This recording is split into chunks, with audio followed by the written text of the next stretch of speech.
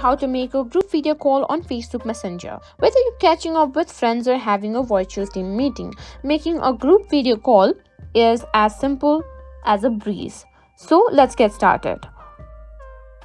First, open the Messenger app on your mobile device. Make sure you're logged into your account. To start a group video call, you need to create a group chat if you haven't already. Now, to create a group chat, you need to tap in the top icon. Now, you need to select the contacts that you want to include in a group video call. You can choose up to 50 people, but it's usually best to keep it manageable.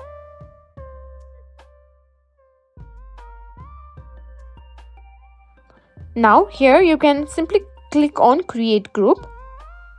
After you've created a group, you can simply click on the video call icon. Then Messenger will start dialing the participants depending on their availability, and they'll receive a notification to join the call. During the call, you can manage participants by tapping on the video feeds to mute or unmute them. You can also switch between front and back cameras and use other features like adding more people to the call if needed. And that's it. You're all set to make group video calls in Messenger. If you found this video helpful, don't forget to like, share and subscribe to our channel.